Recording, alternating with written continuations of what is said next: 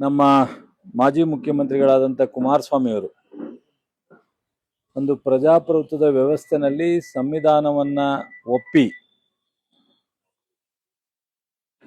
ಈ ರಾಜ್ಯದಲ್ಲಿ 2 ಬಾರಿ ಆಕಸ್ಮಿಕನೋ ಅಥವಾ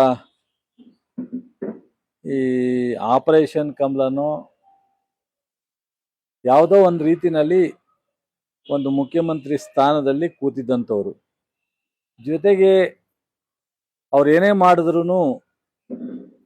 ಒಬ್ಬರು ಮಾಜಿ ಪ್ರಧಾನಿಗಳ ಮಗ ಅನ್ನೋ ಒಂದು ಅವ್ರ ಜೊತೆಗೆ ಲಿಂಕ್ ಇದೆ.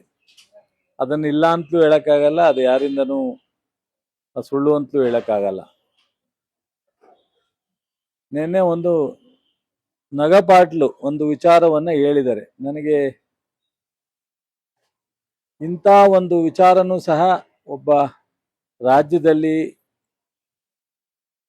ಮುಖ್ಯಮಂತ್ರಿಯಾಗಿ ಆಡಳಿತ ಮಾಡಿದಂಥ ಒಬ್ಬ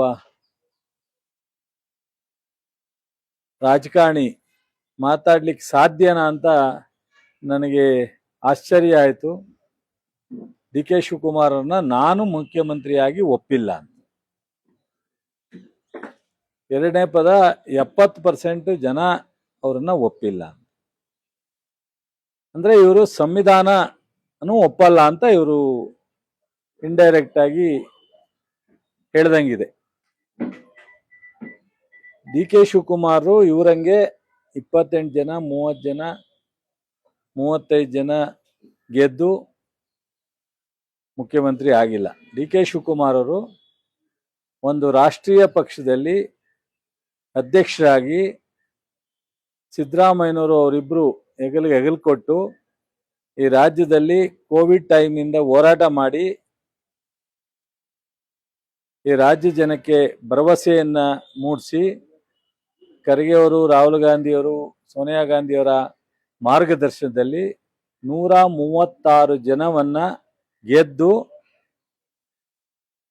ಸಿದ್ದರಾಮಯ್ಯನವರು ಮುಖ್ಯಮಂತ್ರಿಯಾಗಿ ಡಿ ಕೆ ಶಿವಕುಮಾರ್ ಉಪಮುಖ್ಯಮಂತ್ರಿಯಾಗಿ ಕೆಲಸ ಮಾಡಿದ್ದಾರೆ. ಸಿದ್ದರಾಮಯ್ಯನವರು ಬಹಳ ಸಂತೋಷವಾಗಿ ನನ್ನ ಜೊತೆಲಿ ಹೆಗಲು ಕೊಟ್ಟು ಕೆಲಸ ಮಾಡಿದ್ದಾರೆ ಅನ್ನೋ ಒಂದು ಸಂತೋಷವನ್ನ ವ್ಯಕ್ತಪಡಿಸಿ ನಮ್ಮ ಹೈಕಮಾಂಡ್ ನಾಯಕತ್ವದಲ್ಲಿ ಪವರ್ ಬದಲಾವಣೆಯನ್ನ ಮಾಡಿಕೊಂಡು ಇಬ್ರು ಅನ್ಯೋನ್ಯವಾಗಿ ಇವತ್ತು ಈ ರಾಜ್ಯದ ಜನರಿಗೆ ಕಾರ್ಯಕ್ರಮಗಳನ್ನ ಅಭಿವೃದ್ಧಿಯನ್ನ ಮಾಡ್ತಾ ಇದ್ದಾರೆ. ಇವರಿಂದ ನಾವು ಸರ್ಟಿಫಿಕೇಟ್ ತಗೊಳ್ಳೋ ಅವಶ್ಯಕತೆ ಇಲ್ಲ. ಬಟ್ ಇವರು ಒಂದು ಸಂವಿಧಾನ, ಒಂದು ಪ್ರಜಾಪ್ರಭುತ್ವದಲ್ಲಿ ಇದೀನಿ ಅನ್ನೋದನ್ನೇ ಮರ್ತು ನಾನು ಮಿಸ್ಟರ್ ಡಿ ಕೆ ಶಿವಕುಮಾರ್ ಅಂತ ಹೇಳೋರೆ.